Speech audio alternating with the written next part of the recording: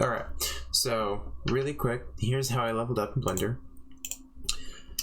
So this is a node tree, right? Material node. The way this works is I have two main shaders. This is for the green parts of my mesh, and then this shader right here is for the irony parts. They both have their own displacement texture on them, and each individually they're pretty simple, but we're starting to get to nowhere near a large node tree. It's not super complex, but it's starting to build up. And if I want to render a video, every single frame or every single light pass, it has to process each of those nodes, and so it can start to get resource heavy. So I'm just doing some real short. It's not that big of a deal, but as the scene gets more complex, it starts to bog it down a lot. The way that this is kind of set up is I'm using this mix shader right here to process both of them, and then I'm using basically a mask like in Photoshop or something, but it's procedurally generated noise texture. That's why it looks like a kind of noise texture instead of black and white. It's just green and iron. I'm using that as a mask for the shader.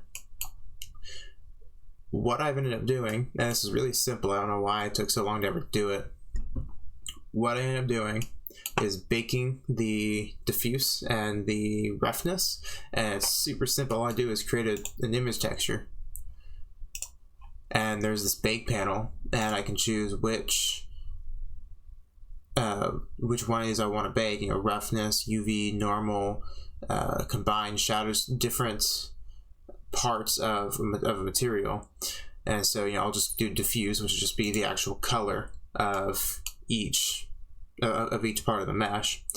And when you bake it, it creates this texture atlas, which you can see here, which obviously the UV would be projected over that. And then the same thing for the roughness map.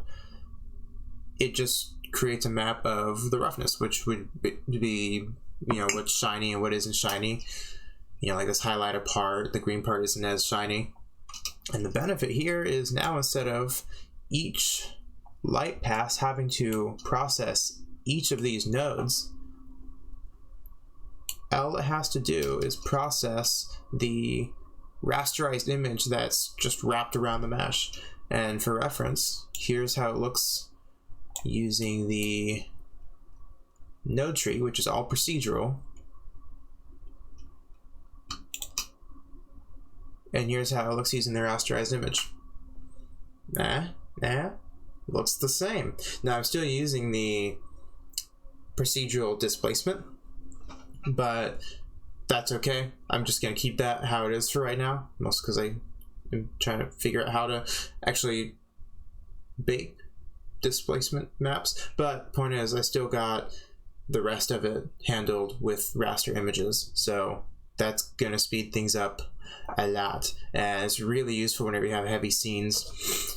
It's a little bit tougher for some things if you're still wanting to work on the material or play around with the scene, but once you know this is the material you're going to use or the texture that you're going to use for something, yeah, you can bake it and everything's going to go faster from there.